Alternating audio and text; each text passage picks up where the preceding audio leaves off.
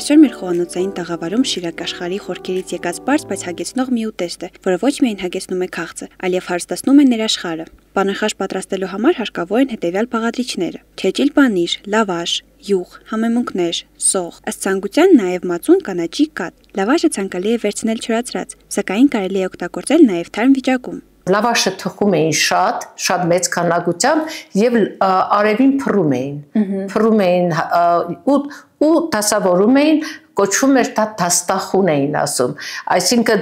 շերտ կապում էին, ուրեմն դնում էին ճոճանագի նման, օջորքից կապում էին, ճոճանագի նման էր, ինչու են այդպես անում, որովհետեւ կրծողները մկները չկարողանան բարձրանալ ու հացը չուտել, փաթաթում էին, փաթաթված այդ բանն էլ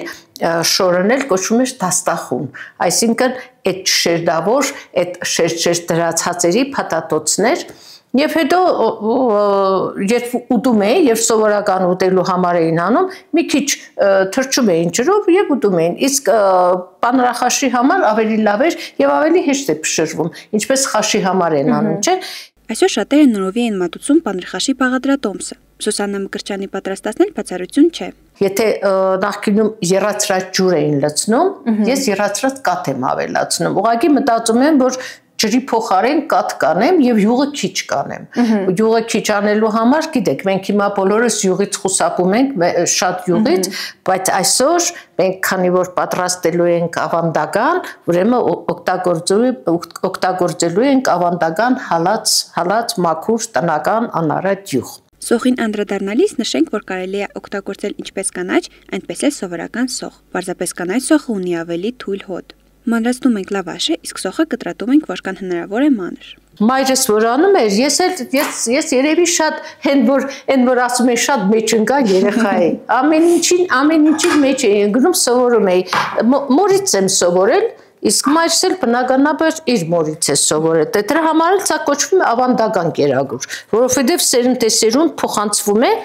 Պանրխաշը դարձել է այցեկարգ։ Գյումրի են գալիս զբոսաշրջիկներ Հայաստանի տարբեր կողմերից, ինչպես նաև արտասահմանից, այս ինքնատիպ ուտեստը փորձելու եւ դրա համոզգալու համար։ Ինչու համար են կանաչին ավելացնում։ Որովհետեւ բույրը ավելի համեղ լինի, ավելի համնել, ախորժել կլինի էլի եւ օգտակար իհարկե։ Ժամանակի ընթացքում բաղադրատոմսը փոփոխվել է, ավելացել են կանաչին, համեմունքներ, մածունը։ Պանրխաշը զարգանում է ժողովրդի հետ միասին, բայց չի կորցնում իր իրական նշանակությունը, տարբերվող համը։ Գիտեք ինչ, պանրխաշը դա ռանչպարի կերակուր է, դա հանդում աշխատող մարդու կերակուր է։ Շատ հեշտ միջոցներով, շատ այսպես առանձնապես մեծ ծախսեր չեն արել, որովհետև ունեցել են հաց եւ պանիր։ Հայաստանի յուրաքանչյուր մարզ ունի իր ուտեստն ու ճաշատեսակը, բայց պանրխաշը շիրակցունն է։ Տիկին Մկրտչյան, իսկ ուրիշ երկրներ ունի նմանատիպ ուտեստներ պանրխաշին։ Չեմ կարծում։ Սա ես հանդիպել եմ միայն Հայաստանում, օրինակ տեսեք Երևանում չեն անում։ Երևանի ժողովուրդը գալիս է Գյումրի պանրխաշ ուտելու։ Հետո նաև պիտի հաշվի առնեք, որ նոր սերունդը սրանք չգիտի, սրանք ավելի շատ այսպես պատմական, ավելի շատ հերվից եկող կերակուրներ։ Այսօր շատերը օգտվում են արագ պատրաստվող սննդատեսակներից, բայց ավանդական ուտեստներն են, որ մեզ հիշեցնում են դարերից եկած մեր պատմությունը։ Որ անում են մածուն չէին օգտագործում, բայց հիմա ես մտածում եմ, որ հաց ու պանիր է, սրա հետ ավելի համեղ կլինի, եթե մենք մածուն օգտագործենք, դա ըստ ցանկության է, կարող են ուտել, կարող են լցնել, կարող են չլցնել։ Ավելացած մածունը կօգտագործվի թանկ պատրաստելու համար, այս իմպելիքը հիանալի կերպով թարմացնում է եւ մեղմացնում է ուտեստի կալորիականությունը։ Մանրացնում ենք վարունգը եւ ավելացնում ենք թանի մեջ։ Նախկին ժամանակներին եղել է գյուղատնտեսական երկիր։ Դրա համար է մարդիկ սովորել են։ Գիտեք, մեր կաթնամթերքներից մենք ինչքան տարբեր ուտեստներ կարող ենք պատրաստել։ Պանրխաշի վրա լցնում ենք եպած կաթը այնքան, որ ծածկի մեր ուտեստը, եւ թողում ենք, որ հացը ներծծի այն։ Ահա։ Հիմա նոր սրա վրա ավելացնում ենք սոխերածը։ Պանրխաշը մատուցվում է կավեամանների մեջ, առանց պատարագաղի, առանց տանակի, այն ուտում են ձեռքով, լավաշի փոքր կտորներով, սա միայն համ չէ, այլ պատմություն։ Հիմա խնդրում եմ, այս տեղափոխեք սեղանին։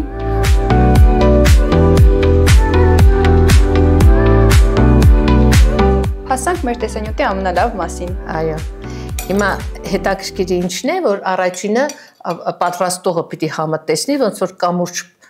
շիդողը ինքը առաջինը պիտի անցնի այդ կամուրջով, հիմա մենք համ տեսում ենք ավանդական ձևով, լավաշով, այսպես։ Հետո շարունակենք իհարկե պատարակ խաղով, բայց խնդրում եմ լավաշով, այսպես, պես վերցնում ենք,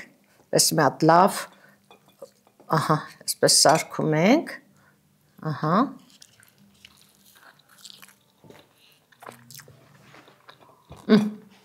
Վայ չուդողին են ասում։ Դրա համար էլ, որ ուրիշ մարզերից գալիս են այստեղ պանրխաշ ուտելու։ Տիկին մի քիչ առաջ անգամ եմ փորձում ու շատ համեղ է։ Ավանդական խոհանոցը պարզապես սնունդ պատրաստելու վայր չէ, այն ամեն մի ազգի մշակույթի մասն ու դիմակիցն է։ Կողար այնքան համեղ է, տարվեցինք սրանով, թանը մոռացանք խմենք, բայց թանը խմենք, բայց կենացով։ Որ մեր ավանդական կերակուրները չմոռացվի, որովհետև ինչպես միշտ ասում ենք ու նորից պիտի կրկնենք, ավանդական կերակուրները դա մեր մշակույթի մի մասն է, իսկ մշակույթը դա մեր էությունն է, մեր ազգի լինելության, ազգի շարունակելիության ամենաառաջին պայմաններից մեկն է։ Երիտասարդներին խորհուրդ եմ տալիս ավանդական կերակուրների մասին շատ կարճ տալ, շատ իմանալ եւ իհարկե անպայման օգտագործել։ Գոհար Խոցանյան, Խան Հովհաննիսյան, այսօր։